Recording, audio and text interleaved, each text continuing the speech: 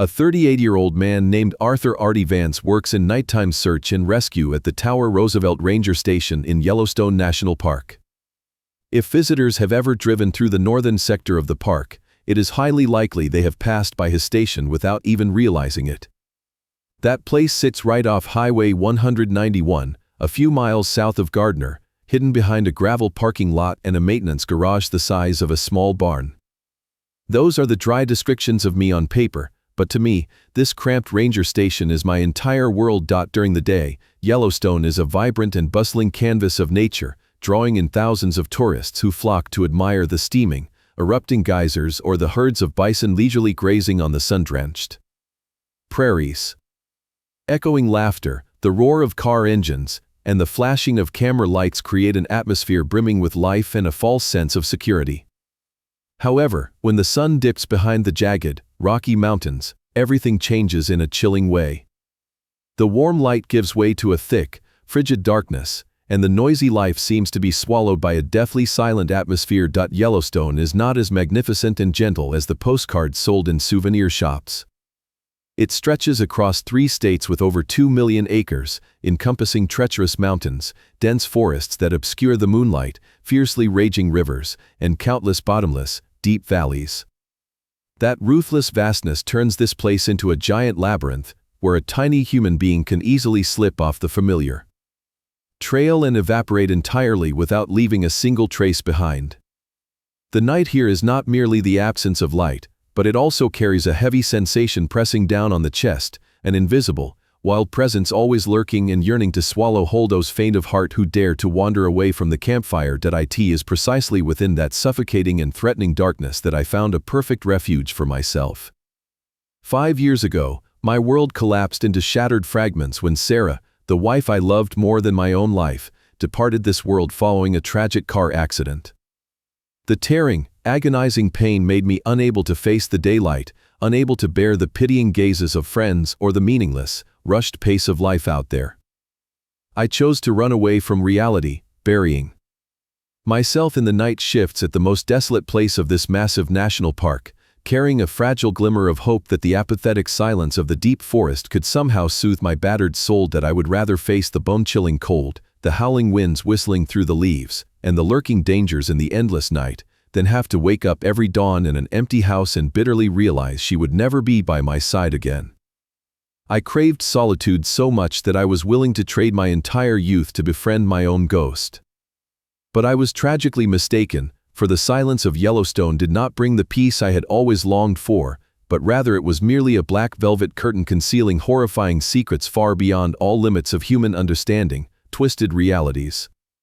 Thirsting for blood, lying in wait in the dark and slowly gnawing away, tearing apart the last shred of sanity left in my already scar-riddled mind. That I still vividly remember the first night I officially stepped into that deadly shift several years ago, when the howling winds, carrying the flesh-cutting chill of the high mountains, crept through every window crack of the ranger station.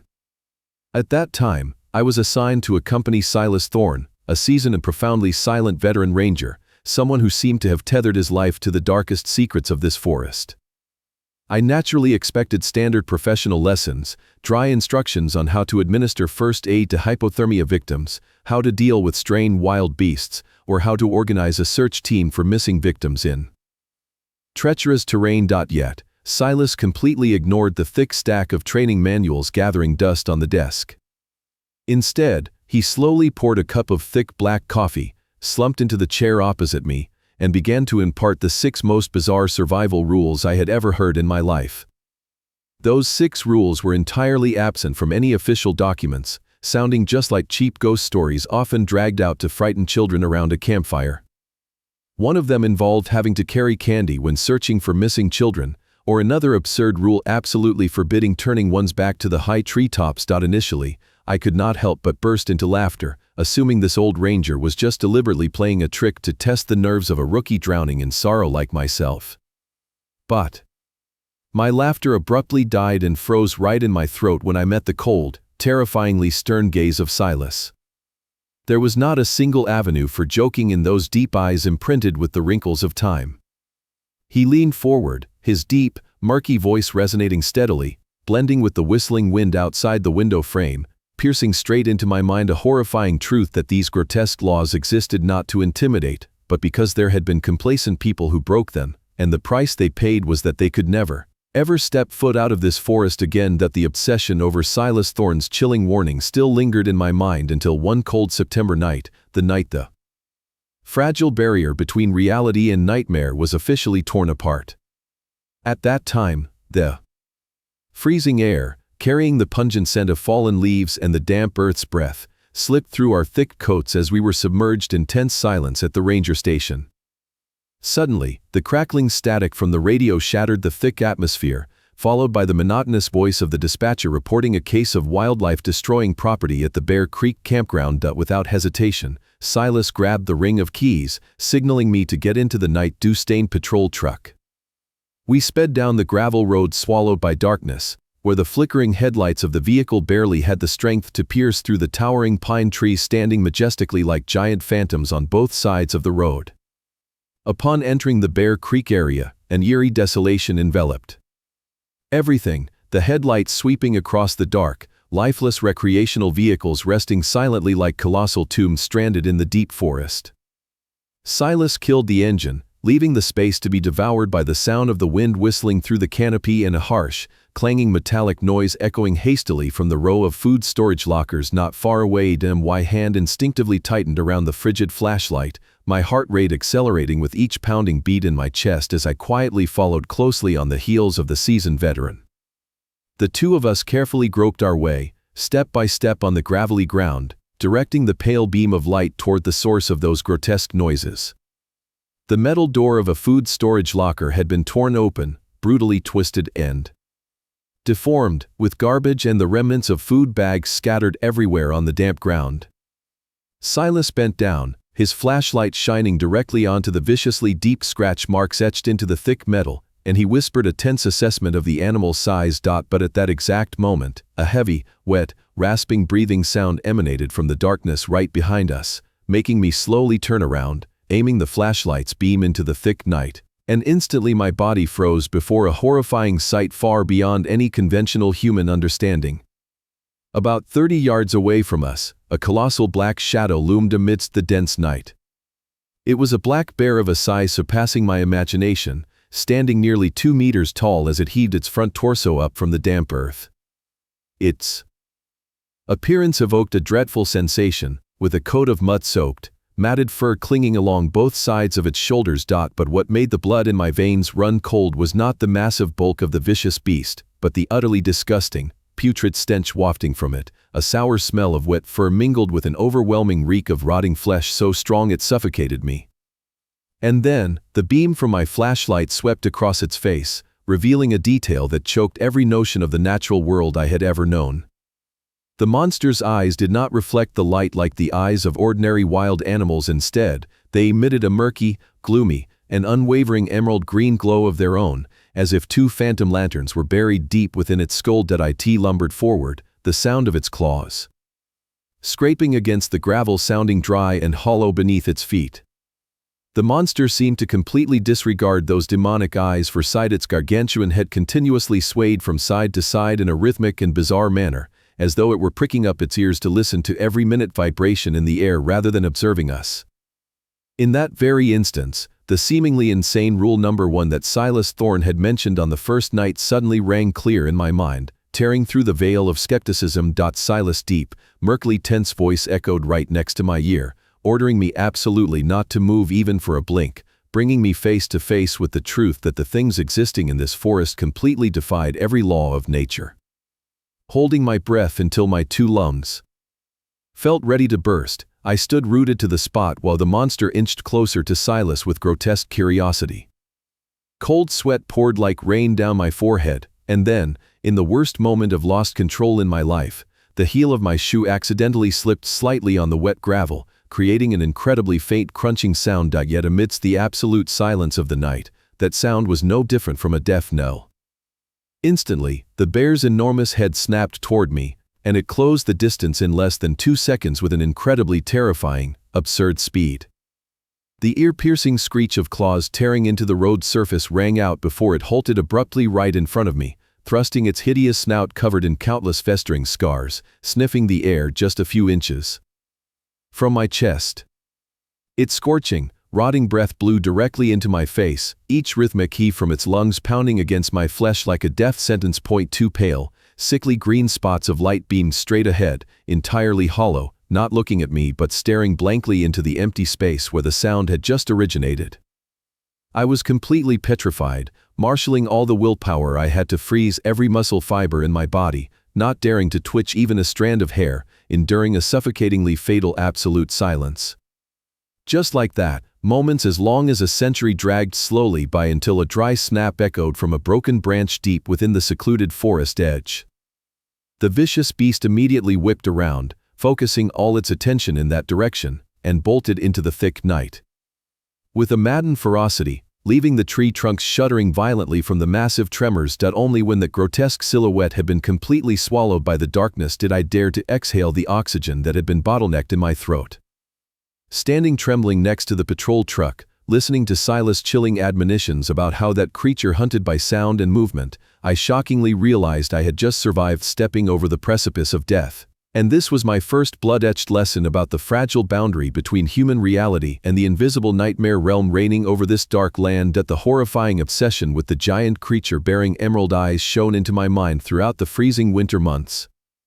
But the flow of time in Yellowstone never pauses to comfort the faint of heart. The scene shifted to the following spring, when the thick layer of snow began to melt across the valleys and the park once again awakened to welcome throngs of naive tourists who knew nothing of the true darkness. It was a quiet evening at the station when the radio once again shattered the space with ghostly crackles carrying dreadful news that turned the room bitterly cold. That we received an emergency report about a little boy named Leo Bennett, 6 years old, who had just gone missing at the Pine Creek campground. As our patrol truck tore through the night rushing to the scene, the atmosphere was already thick with panic and tears, while the entire search team was swiftly dispatched to fan out in all directions. Right before I could turn on my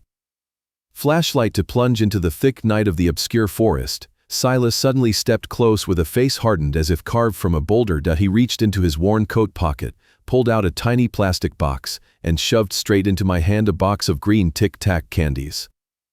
I stared in astonishment at an object completely out of place in this life-or-death situation, but Silas only coldly commanded me to take it without offering a single word of explanation. His gaze left no room for me to question. It carried the weight of an unwritten survival rule whose terrifying flavor I had previously tasted. The cold wind hissed through the leaves like ominous whispers, shoving all my inquiries down to the bottom of my throat, forcing me to carefully stash that bizarre candy box into my coat pocket and begin the search journey alone, groping my heavy footsteps along a pitch-black branch of the Lost Lake Trail. The profound darkness of the trail swallowed the meager, faint light from the flashlight in my hand as I trudged silently in overwhelming solitude for about 15 minutes. The forest became increasingly dense and silent, so much so that I could clearly hear every pounding heartbeat in my chest, until a dry flapping of wings resonated overhead. Startled, I pointed the beam upwards and immediately caught sight of a pitch-black crow perched imperiously on a wooden signpost about 20 yards away from me. That creature did not fly away in panic like ordinary birds, but instead stood motionless, staring intently into me with jet-black eyes that seemed to possess human wisdom. The moment our eyes met, the memory of the second rule Silas had reminded me of suddenly crashed into my mind, along with the bizarre nickname the night shift rangers had given this animal. Tic Tacs. My trembling hand slipped into my coat pocket, pulling out the tiny plastic box Silas had just handed me, and slowly tipped a few green candies into my cold, sweat-drenched palm. Falling to my knees on the damp ground, I carefully placed the candies on a flat rock at the edge of the trail and held my breath, waiting. Almost instantly, the crow swooped down, snatched a green candy, hopped back a step, and swallowed it whole. It glanced up at me once more before taking flight deeper among the darkened tree trunks, yet it only moved a short distance before landing on a low branch to patiently wait for me to catch up. And so, that peculiar creature lured me to diverge entirely from the safe trail, venturing down a narrow, rugged earthen slope littered with brittle, dry branches. In the suffocating night, a paramount terror and bewilderment surged powerfully as I shockingly realized I was no longer the master of the situation, but rather, the twisted wild nature of this place was pulling the strings to manipulate me, forcing me to execute an absurd and insane transaction with a black-feathered emissary in exchange for an innocent child's life. The black crow continued to glide through the thick foliage, guiding me to slide gradually down into a bone-dry creek bed hidden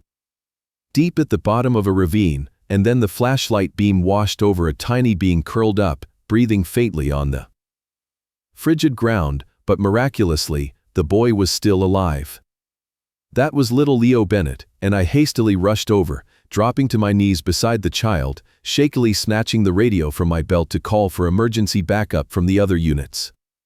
However, the very moment I turned my head to look back at the dark tree stump in search of that eerie guiding creature, the crow had completely vanished into the void, not leaving behind even the sound of a wing flap. It seemed to have taken its sufficient tribute from my fear and retreated into the darkness. A few hours later, when we had safely brought the child back to the station and handed him over to the medical personnel, I slumped exhaustedly into a chair, tossing the empty plastic box onto the wooden desk with dozens of questions screaming madly in my head.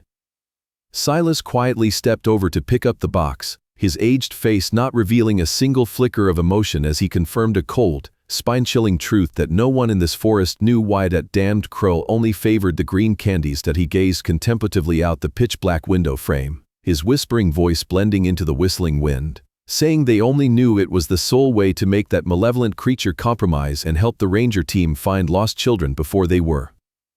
swallowed whole by the deep woods forever. August arrived, bringing sweltering summer nights that still harbored the indescribable chill of the highlands once the sun went down, and that was also when I had to face a new trial with a colleague utterly unfamiliar with the darkness of Yellowstone. Silas Thorne had a night off, so I was scheduled to patrol with Chloe Jenkins, a 28-year-old female ranger who was only accustomed to the liveliness and brilliant sunshine of the day shifts, someone trying to maintain a tough facade even though her eyes could not hide her unease when looking into the profound night. At around midnight, the radio in the station blared a report from a group of tourists who had just returned from the Bear Ridge Trail in a state of sheer panic, and they insisted that something massive was constantly moving and shaking the branches right above their heads all along the trail, yet absolutely no one had seen its shape.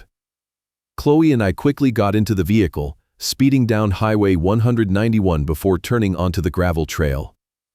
leading toward the eastern part of the valley, where the woods grew so densely that even the truck's headlights became powerless against the pitch-black wall of ancient pine trunks. When we stepped out of the vehicle and began heading into the Bear Ridge Trail, the silence was so profound that even the sound of turning on the radio made Chloe jump, and the trail, which initially was wide, suddenly narrowed down into a tiny, solitary path, twisting and winding among the towering pine stands that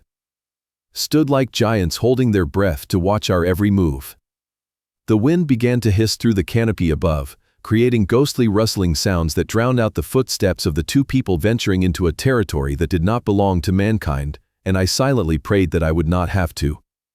witness the third rule materializing on Chloe Jenkins' very first night tasting the flavor of true darkness. The stretch of the Bear Ridge Trail began to tighten, wedged between cliff walls and ancient, towering pines extending their gaunt arms as if wanting to choke the solitary path. About 5 minutes after stepping into the darkness of the deep forest, I suddenly froze when a dry rustling noise echoed right overhead. A large branch quivered violently even though the wind was merely breathing softly at that moment, compelling me to slowly raise the beam of the flashlight high up, piercing through the dense needle leaves. Immediately, two emerald spots of light stared fixedly down from a pine branch about 6 meters above the ground, reflecting the light with a piercing sharpness. It was the shape of a cougar, yet its size was grotesquely massive, far exceeding any beast I had ever seen in wildlife textbooks. And then, like a nightmare gradually manifesting before our eyes, another pair of eyes appeared on the adjacent branch, then a third, a fourth, and a fifth. 5 colossal creatures were ambushing us from above, all facing the same direction, staring fixedly at the two wretched souls standing below with a ruthless concentration. Chloe Jenkins took a step back, her breathing becoming rapid and fragmented as she recognized this absurd anomaly, because cougars are inherently solitary predators, and they had never and would never travel in packs like this. Silas Thorne's admonitions regarding rule number 3 suddenly echoed like a curse in my head, compelling me to hold onto my last ounce of sanity to protect both our lives. I hissed through my teeth, ordering Chloe absolutely not to turn her back, not to run, but only to retreat incredibly slowly while maintaining the flashlight and her line of sight aimed at the pack of vicious beasts. As we began to step backward, the pack of creatures overhead also started moving rhythmically with our every footstep, and they transferred from branch to branch smoothly and silently like ghosts, always keeping their position right above our heads like grim reapers' scythes waiting to drop at any given moment. Their gazes never left their target, an atrociously silent patience that caused the surrounding air to thicken, making each backward step on the gravelly ground heavy and tense as if walking on the fragile borderline of the realm of the dead. The suffocating pressure of the night and the ghostly presence of the fierce pack of beasts above weighed like a massive boulder upon Chloe Jenkins' slender shoulders, making each of her backward steps tremble with instability. In a brief moment of weakness before supreme terror, when reason was overpowered by the instinct to seek a safe escape route, Chloe committed a fatal mistake that Silas Thorne had warned against many times. She abruptly turned her head backward, just for a fleeting glance to locate the patrol truck parked in the distance, but that was more than enough to shatter the only survival rule protecting us at that moment. Instantly, a heavy, dry thud echoed on the gravelly ground merely a few yards from our heels, as one of the giant, monstrous beasts plummeted straight down from the ancient pine branch with terrifying speed and vicious precision. The animal lowered its center of gravity, its muscles undulating beneath the taut skin like a steel coil ready to snap and pounce on the vulnerable prey in front of it. I screamed an ironclad command, forcing Chloe to stand still, while my left hand swiftly yanked the highly powerful searchlight attached to the side of my belt and flipped the switch to maximum capacity. A dazzling, brilliant, and harsh beam of white light, like a burning fragment of a meteorite amidst the dark night, shone directly into the vicious beast's hideous face, forcing it to bare its fangs in anger and blink continuously from temporary blindness. Before the power of that artificial light, the monster growled a deep, threatening sound and then suddenly leaped backward into the profound darkness of the dense canopy. Within just a few short seconds after that, the remaining 4 pairs of emerald eyes above simultaneously disappeared without a sound, as if they had never existed there. We continued to backpedal the remaining distance until we touched the freezing metal side of the truck without anyone daring to say another word.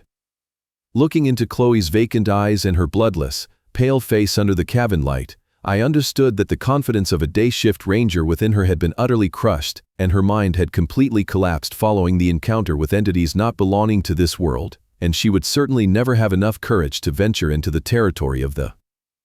night ever again. Following the psychological breakdown of Chloe Jenkins and the absence of Silas Thorne, I found myself completely solitary within the confined space of the Tower Roosevelt Ranger Station on a late blizzard night. The solitude shrouded me like a thick burial shroud, with only the steady hum from the old heater in the corner of the room to keep me company amidst the vast darkness of Yellowstone. The sickly yellow lights from the parking lot cast elongated shadows onto the pristine, freshly fallen snow, where the patrol trucks lay motionless like metal mummies beneath the frigid night. Sometime past midnight, while I was deeply absorbed in completing the report regarding the accident on Highway 89, the radio sitting on the desk suddenly emitted ghostly crackles that shattered the quiet atmosphere. Initially, I just tried to reassure myself that it was merely mundane static caused by the extreme weather, but then a freezing electrical current ran down my spine as those static noises gradually coalesced into a distinct and intentional sound. A voice spoke out through the speaker, soft but incredibly familiar, piercing through every shell of rationality that I had painstakingly built up all this time to escape my agony. That voice called my name, Arthur, echoing absurdly within the room devoid of any human presence. It was not Silas' voice, nor that of any ranger on duty, but a tone I had craved to hear again for 5 long years, a voice that should have been forever silenced since Sarah's tragic accident. In that very instant, Silas Thorne's 4th rule suddenly surfaced like a final warning, reminding me that a horrifying entity was borrowing the guise of love to knock on the door of my reality. The voice emanating from the small radio speaker carried a gentle tone yet was chilled to the very marrow, a cadence that I had engraved deeply into every fiber of my being throughout those brief, happy years before a cruel fate snatched Sarah from my arms.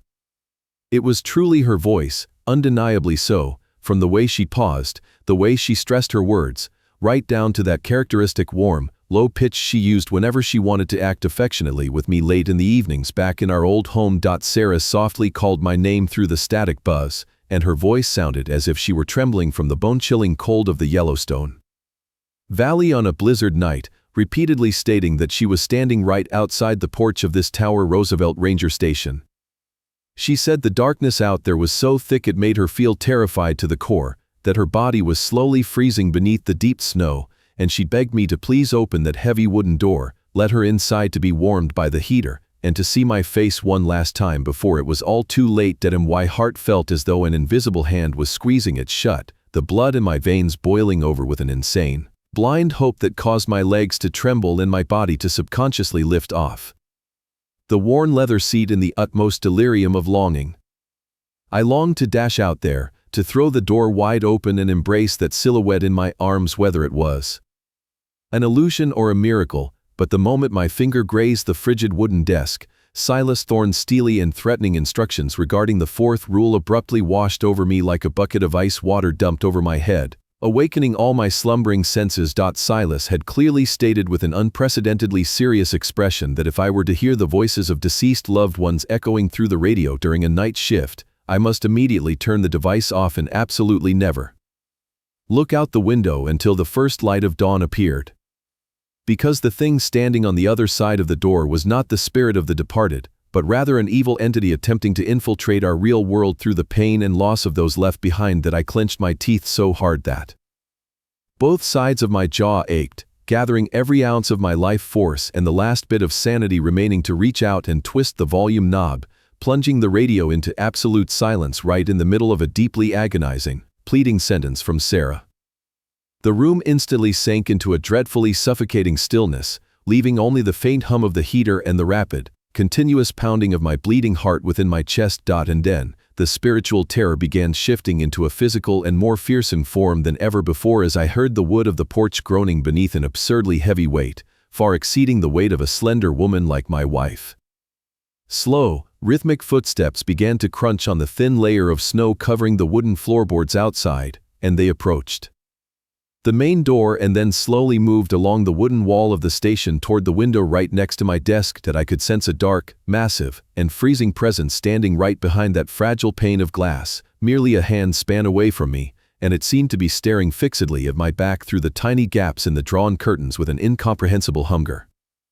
Every muscle fiber in my back contracted from the feeling of being preyed upon by something not of the human world, and the bone-chilling cold from the blizzard outside seemed to pierce right through the thick wooden walls to creep into my very marrow. Yet I still forced my eyes to stay glued to the blurred letters on the old report in front of me, not daring to turn my head even a millimeter, knowing that if I were to see the true form of the thing standing out there, my reality would forever dissolve into the endless, merciless night of this ancient forest. That the extreme tension dragged on eternally throughout that entire night, turning every moment of waiting into an endless mental torture as I sat petrified on the worn leather chair, my hands intertwined so tightly that my knuckles turned pale white and numb. Yet I absolutely dared not move a single millimeter or even breathe heavily. The heavy footsteps steadily prowled around the building time and again, creating horrifying crunching noises on the freezing snow that was thickening by the minute outside the station. The sound of the old heater continued to hum and radiate heat from the corner of the room, but its warmth seemed swallowed by a dark, freezing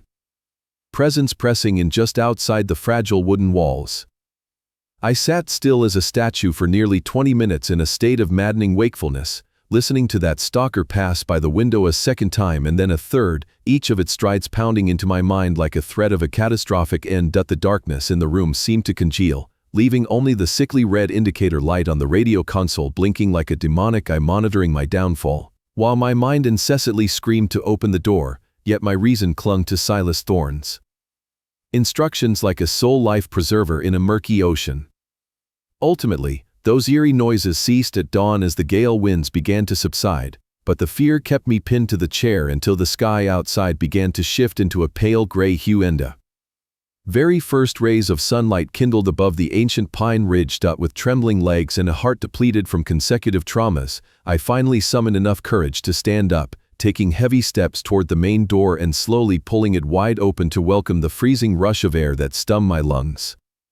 Immediately, a sensation of supreme horror seized my soul as I saw the pristine white snowbanks surrounding the Tower Roosevelt Station churned up by countless giant footprints appearing densely all around the building. Those footprints possessed the distinct shape of human feet with a full set of 5 toes, but their size was extraordinarily and absurdly colossal, pressed deep into the snow as if their owner bore a weight of 1,000 pounds. Most terrifying of all was the final track. Stopping dead center right in front of the entrance door, exactly at the spot where the voice impersonating my late wife Sarah had stood pleading throughout the long night, leaving a silent yet horrifying proof of a malevolent entity that had truly existed just within my reach and separated from me only by a thin layer of wooden door during the darkest hours of my life. The obsession regarding the massive footprints outside the station door had not yet cooled when a new mission crashed down as if wanting to wring out the final remnants of my strength, beginning with an emergency call around 11 o'clock at night reporting that a 25-year-old young man named Marcus Reed had gone missing after a solitary hike along the Lost Lake Trail. His truck remained desolate at the trailhead end. His Pine Creek campsite was utterly empty, compelling Silas Thorne and me to rush to the scene to coordinate with other rescue teams that had been working tirelessly for many hours. Silas decided that the two of us would take charge of searching a dense strip of forest wedged between the main trail and an old fire road situated further to the east, so we parked near the entrance and fully equipped ourselves with the necessary rescue gear. He commanded me to stay close on his heels as we both stepped amidst the darkened tree lines, where the woods around Lost Lake became suffocatingly thick even during the day. Under the profound canopy of night, the vast foliage obscured almost all the pale moonlight, leaving only the narrow beams from our flashlights capable of cutting across the impenetrable darkness to illuminate the soft ground blanketed in pine needles and patches of damp earth. For the first 20 minutes, we moved through a fearsome silence without finding a single trace of a missing person, from footprints down to broken branches, prompting Silas to alter our course and cut eastward to access the old fire road about 100 yards away. As we delved deeper into the underbrush, pushing ourselves past the ancient pine trunks with the sound of dry twigs snapping beneath our boots, the beam from my flashlight unexpectedly struck an object possessing perfectly straight lines and sharp angles, something entirely out of place and absolutely not belonging to the twisted natural world here. I halted, softly calling Silas' name while my heart hammered as I realized the presence of a wooden structure standing tall in the middle of nowhere, signaling a warped reality materializing right before our eyes. That bizarre object appeared vividly under the strong beam of my flashlight, and it was a dark wooden staircase standing imposing in a desolate place, a flawless structure consisting of 10 steps with narrow railings on both sides. It looked like a piece of a house or some wooden cabin that had once existed, except that here there were absolutely no traces of any walls, no foundations, just a solitary set of stairs sprouting right from the pine needle-covered ground. Silas Thorne slowly approached, carefully casting the light beam along each wooden step that looked absurdly solid and clean, showing no signs of rotting or patches of moss clinging to them despite having to weather the severe climate of the Yellowstone Valley for who knew how long. Just as I was curiously about to step closer to examine that grotesque structure, Silas abruptly ordered me absolutely not to touch it, his voice hardening with menace while his hands swiftly operated the radio to notify headquarters of a strange structure just discovered east of the Lost Lake Trail. After cutting the signal, he looked me dead in the eye and commanded me to immediately run back to the truck to fetch the gasoline canister from the rear storage compartment, a request so insane it left me stunned for a few seconds before I registered the chilling gravity in the old veteran's words. I scrambled back through the pitch-black trees to get the gas can and carried it back to that phantom staircase, witnessing Silas begin to douse the parched wooden steps with the pungent, fuel-scented liquid. He ignited a flame, and the brilliant orange fire instantaneously flared up, licking completely over the entire wooden structure in a blink of an eye, illuminating a whole dark area of space around us. The exact moment the dry wood began to crackle and pop under the intense heat, a horrifying sequence of sounds suddenly erupted from deep within the dense forest behind our backs, the sounds of large branches being violently snapped, and heavy footfalls slamming down upon the wet earth growing nearer by the second. My heart palpitated wildly as the flashlight beam failed to catch any shape amidst the thick trunks, while Silas maintained a terrifyingly calm demeanor, commanding me to focus entirely on the flames incinerating that set of stairs. We stood there watching until the final step collapsed into a glowing pile of embers, and the monstrous noises of the invisible entity in the forest also gradually receded, then went completely silent. Silas quietly used his boot to push dirt over the last smoldering remnants to extinguish the smoke, then signaled me to resume the search for Marcus Reed as if nothing had happened, but in my heart of hearts, I knew that I had just joined him in burning down something that far exceeded the boundaries of mundane reality. That the incident of the incinerated wooden staircase deep in the forest seemed to have marked a new milestone in my turbulent rescue career, but the final rule that Silas Thorne taught me was truly what choked out the faint hope of a normal reality left in my mind. That autumn, when I had anchored myself to the night shifts at the Tower Roosevelt Station for nearly 3 years, we received a call reporting heartrending screams issuing from the woods near the Bear Ridge Trail right after the sun went down. A tourist couple asserted that the voice originated from deep within the thickets, but when they tried to approach, the sound abruptly ceased, leaving behind a chilling silence. Silas and I drove to Highway 191, trekking on foot into the familiar trail that was being devoured by the dense darkness of the old pine stands. After thoroughly inspecting the area and finding no signs of struggle or footprints of a missing person, Silas unexpectedly asked me to pull out my phone to snap a few photos as documentary evidence for the routine report. That I clumsily launched the camera, the flash flashing repeatedly, banishing the darkness for split seconds to capture images of the trail sign and the surrounding dense foliage while Silas swept his flashlight across the damp ground.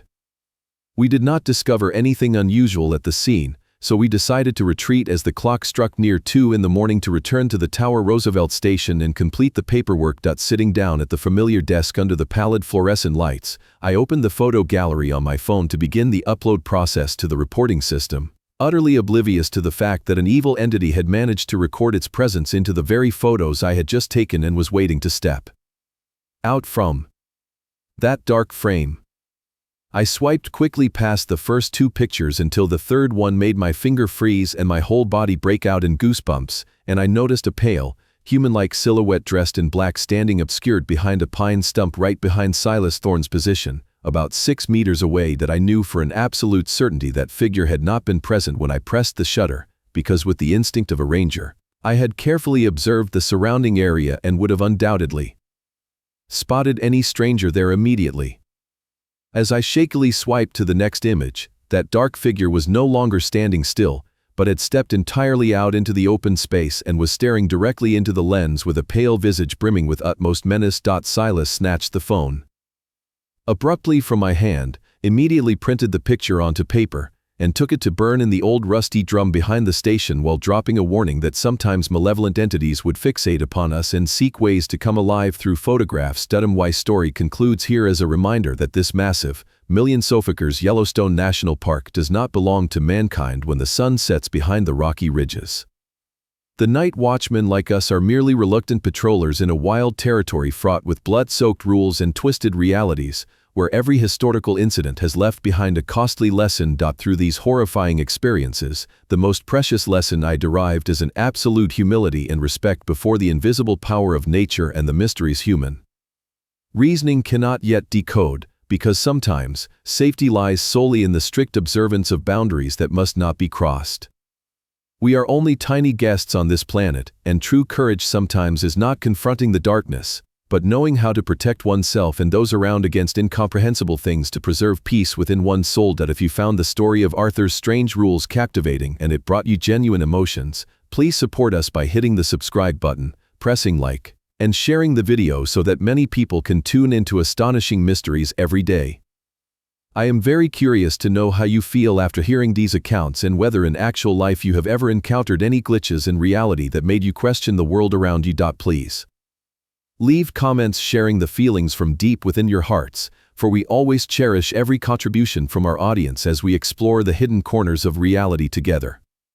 Finally, I wish all the viewers tuning into this video abundant health, a joyful daily life brimming with peace and happiness in your souls. Goodbye for now, and see you again in our upcoming videos featuring even more dramatic and profound stories.